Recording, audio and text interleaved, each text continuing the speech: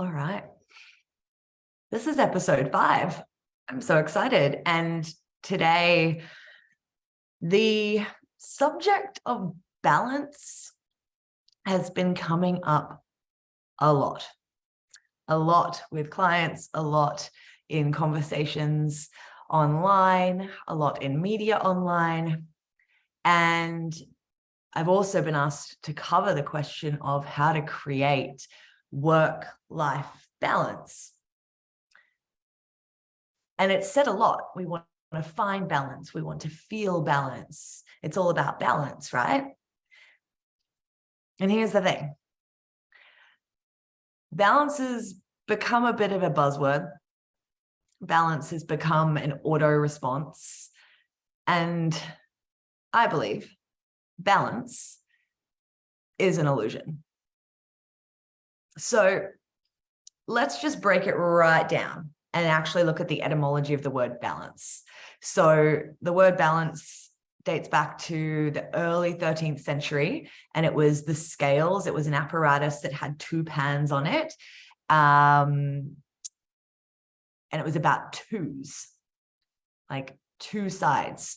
In the 1580s, it was described as the difference between 2 sides of an account. The sum necessary to balance the 2 sides of an account. So it's all about these 2 sides. The whole concept of wanting to have work-life balance kind of was born out of our silent generation and baby boomer parent examples, which is beautiful. And we're not living in the same world that they were. So where in their world there was work and there was home, and for those who aren't catching the video of this, I'm holding out 2 sides of the scale, 2 things, and maybe the odd social occasion that got thrown into play. Is very different to today. I can't say I know a person today who has only 2 aspects of life to seek balance in. From working multiple jobs, to studying, to having chronic illness where there needs to be doctor's appointments and hospital appointments, to starting a side hustle or multiple projects, to dating in a world that doesn't seem to date anymore and having all of those aspects coming into play, to fitness journeys and healing journeys and traveling and mental health being worse than it's ever been before, to addiction to technology and children, and so much more. In order to achieve balance in this new world we find ourselves in, we first need to identify and define what balance is for us. Like, what balance is for you? What does it feel like?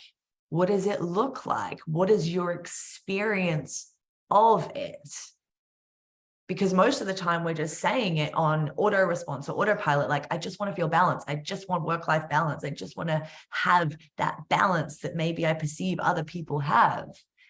And yet we've never actually drawn it back and gone, okay, well, I definitely don't have 2 things that I'm trying to balance. I have many. So what is this balance that I am wanting to achieve?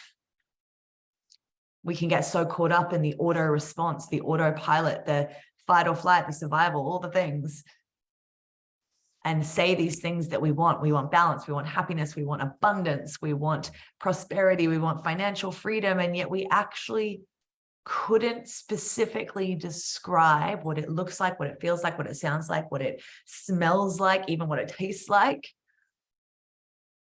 So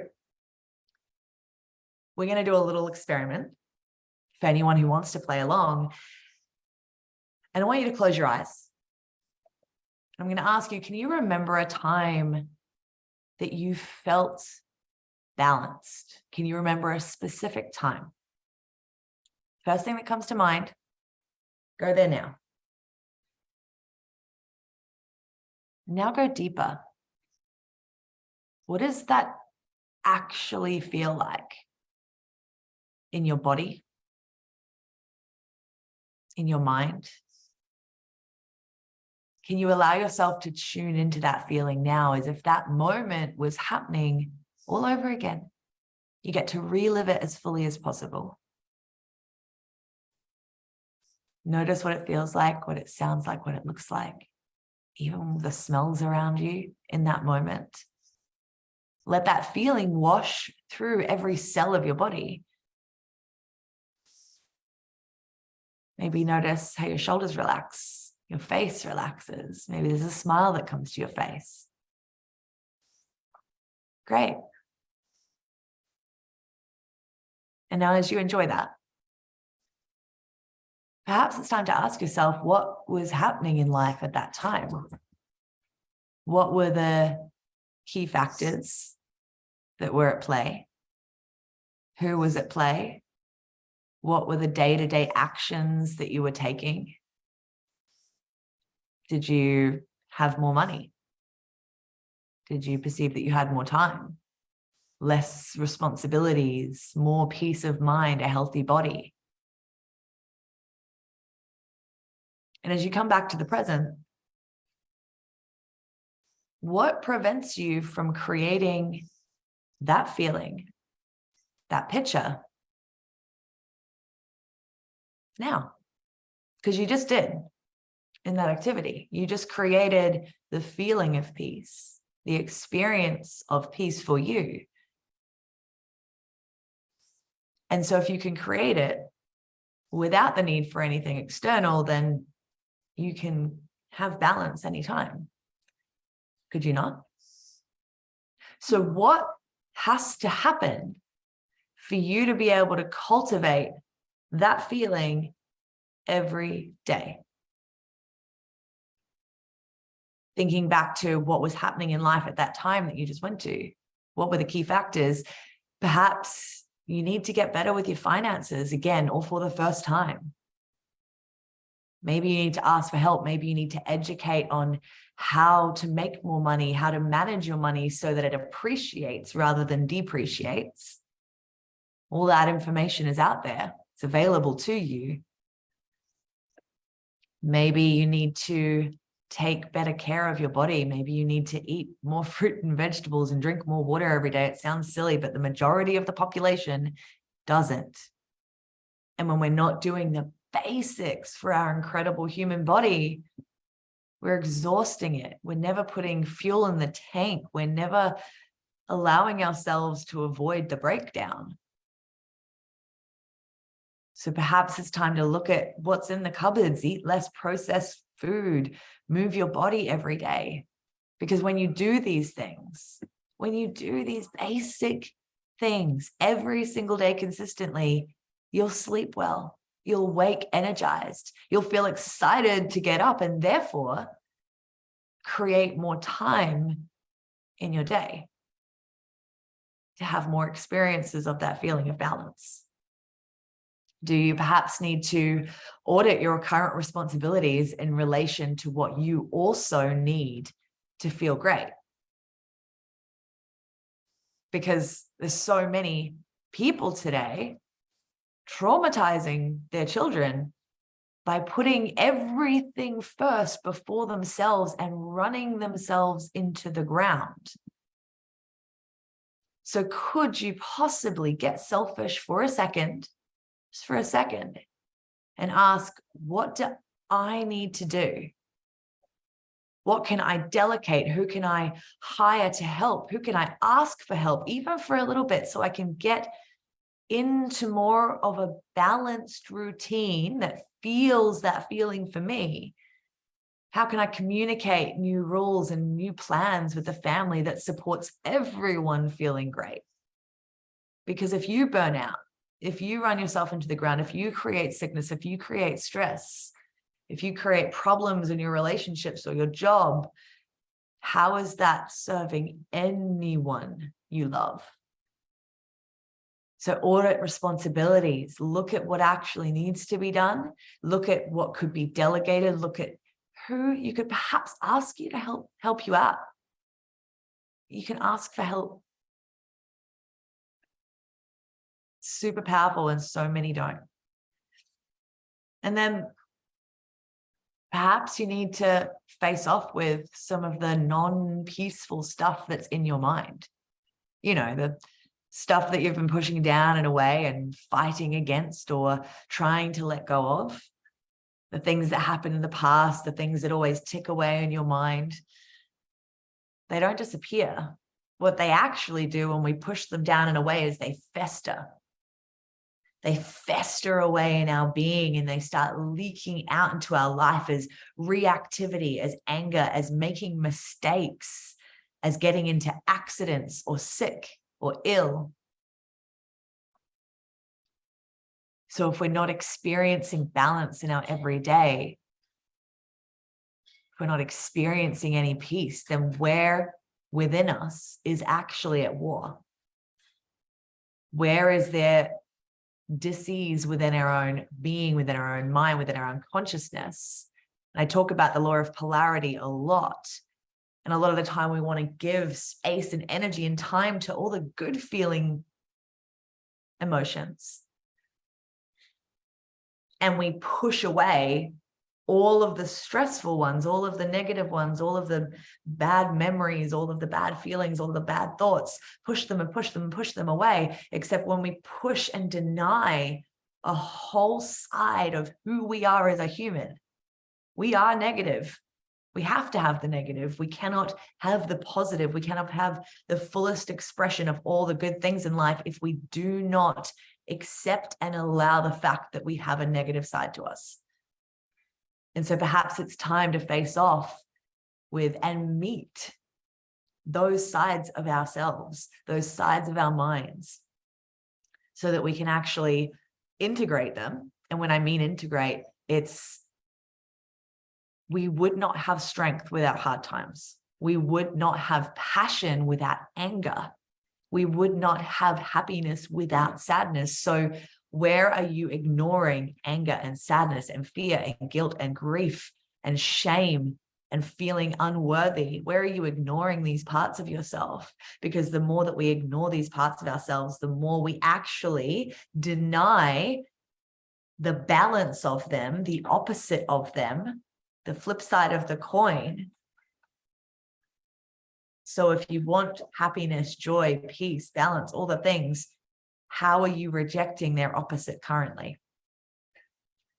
And then perhaps you need to start devoting to a regular daily routine, a ritual to set up your mind, to set up your body for each day. Do we perhaps need to swallow our pride and admit that maybe we don't know it all? Maybe we haven't been doing our best. Maybe we haven't been doing much at all, and just kind of hoping that balance will just fall into our lap, because we do live in this instant gratification, click and collect world where we have this unconscious almost expectation now that things will just happen. And then we view situations online or people having experiences online, and because it went from one thing to another in the click or in the flash of a day, it may seem it's not actually what's happened, but that's what we've witnessed in the visual. We think that things just happen. We think that things just fall into lap. We don't see all the work. We don't see the daily devotion to self-care. We don't see the getting up at 5 a.m. We don't see the work day in, day out, late nights, early mornings. So we have this unconscious expectation that it's just going to happen. And it's never going to just happen like that. So if you actually want to experience that feeling of balance, that feeling of peace, that feeling of happiness more often, and you can experience it every day, maybe not all day every day, but definitely every day, then where do you need to actually start devoting every day to a practice that will allow it? Do you perhaps need to utilize your resources more and learn more about all the things that you could be doing to make your life better, to make your life the new version of that feeling that you accessed just before? Rather than, we say this a lot, right? I wish I could get back to that feeling. I wish I could just go back to that time. Except, do you really want to go back? Because you probably know a fair bit more now and have learnt lessons compared to yourself back then. So wouldn't you prefer to create an even new and improved version of that feeling? Because if you've experienced it once before, you can create it again. But imagine being able to create it with new knowledge, with new wisdom, with the knowledge of the things that you don't want to call in an experience again. That's integration. And if you couldn't access a specific time in the past when we did that practice just before, that feeling of balance, then great. Blank canvas. You get to now create and decide what balance is for you. And rather than continuing to seek this two-sided program of balance that's not actually attainable, what if we saw it for what it really is, what everyone really wants, which is happiness?